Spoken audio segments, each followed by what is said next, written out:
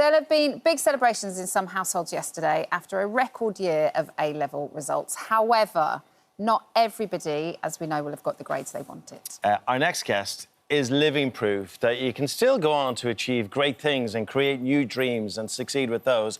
After previously living on the street, self-made millionaire Simon Squibb now runs his own successful business. And he's here to share his secrets. And Simon, just spread some positivity and joy because, look, we're congratulating people who've done well.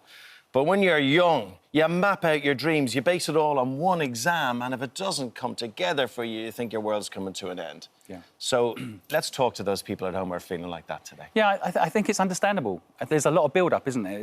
This whole get a grade is proof that you're intelligent or you're not, or somehow proof that you're going to succeed in the future. Of course it's not. I don't want to sound like the old guy telling the young people, but I was young once, and I also felt that pressure. I felt when I was younger that if I didn't get those results in school, I had to leave school at 15, I had no choice. But I felt, oh my God, my future's destroyed. I'm not going to be able to get a job. I'm not be able to have a nice house. I won't be able to have the future I want. And it's not true. There is another way, and I think it needs to be explained to people. People need to need to know about it, that getting an A is not the only way to be successful in life, of course. I think people should follow their dreams. They should follow their passions, the thing that excites them, because honestly, those that got an A were probably passionate about the subject they were studying. That's the irony. So if you're getting a D, maybe it's a chance to reset and, hey, you say, well, failure is a good thing.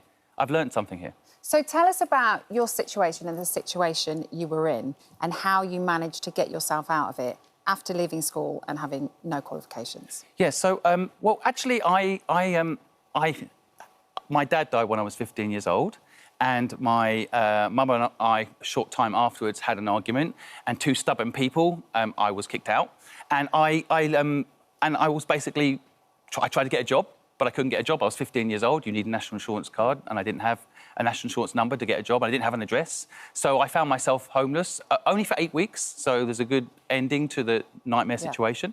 But I basically had no choice but to start a business because I couldn't get help from social services. They told me to go away. And I couldn't get a job because I didn't have the requirements. And so the entrepreneur muscle woke up in my brain for the first time.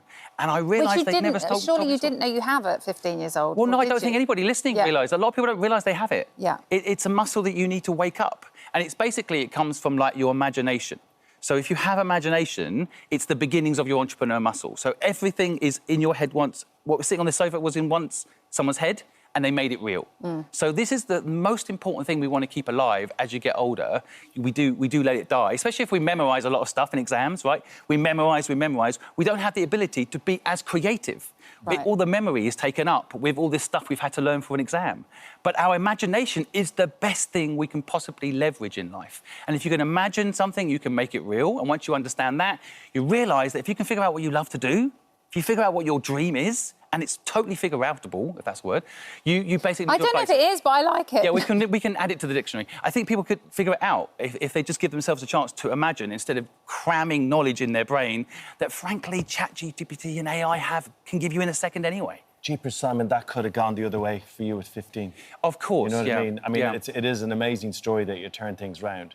So you have an idea. Now, look, the idea can't be, right, I just want to own a Ferrari dealership, right? No.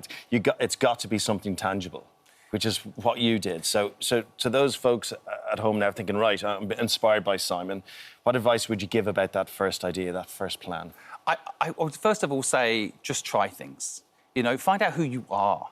You know, what do you love to do? Because in the school system, they will tell you, get a D or you should be studying more. You're not good enough at that subject. In the real world, what you get a D at, you outsource to someone else. You know, what you're not good at, someone else is good at, they do it. What you're good at, what you love to do, double down on that. Like, really get good at the thing. Like, I love marketing. So I'm probably one of the best marketers in Britain right now. I get hundreds of millions of views on my social media.